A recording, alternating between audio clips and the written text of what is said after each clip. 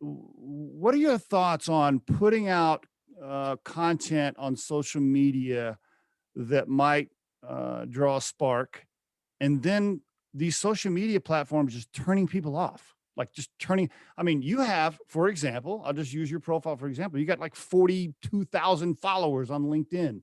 You've spent years now developing your profile on LinkedIn. What happens if you say something one day that LinkedIn doesn't agree with and they just turn your profile off?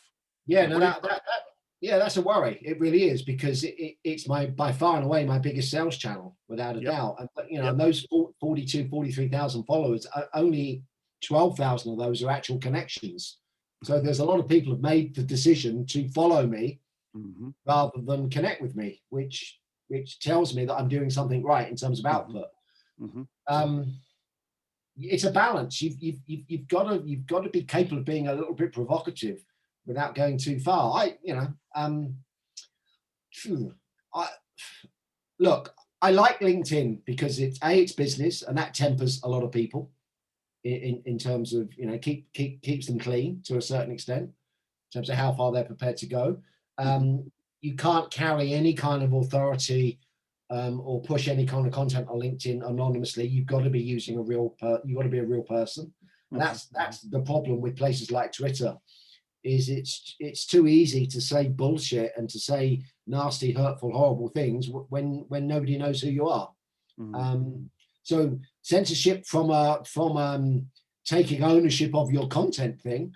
I think the best form of censorship is the one that people do to themselves. Really, Mm, mm, mm. Okay, it's yeah, should Twitter have the power to turn people off anytime they want? Yes or no? yeah, yeah, absolutely. It's their business. They do what they like. Okay. Absolutely. But you know, if LinkedIn threw me out, I'd want to know a really really good reason why they've done it. Because if they didn't, I'd be taking them to court for damages. Well, see, that's why I Potentially, asked, right now. So that's why I asked the question. That's really why I'm going down this path, is because so many businesses now, so many entities are built on these channels, right? People yeah, have spent yeah, years with the following and their content, and whether it's maybe it's a YouTube channel they have, right? And their entire income is based off their YouTube following and the products they sell on their channel. And then all of a sudden, Google decides, yeah. yeah, we're gonna take you off of It's, YouTube.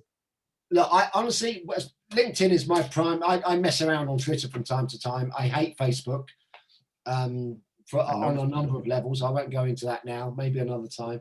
But LinkedIn have always been very, very light touch to the point of almost being absent.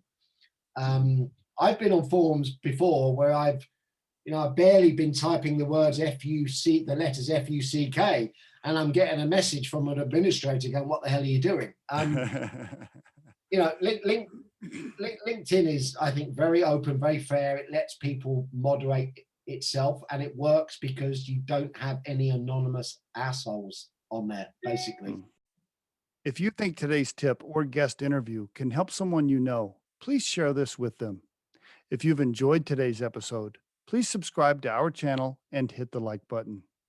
The Riderflex podcast features entrepreneurs, business executives, and the stories behind how they got there, as well as daily tips on career advice and job interviewing.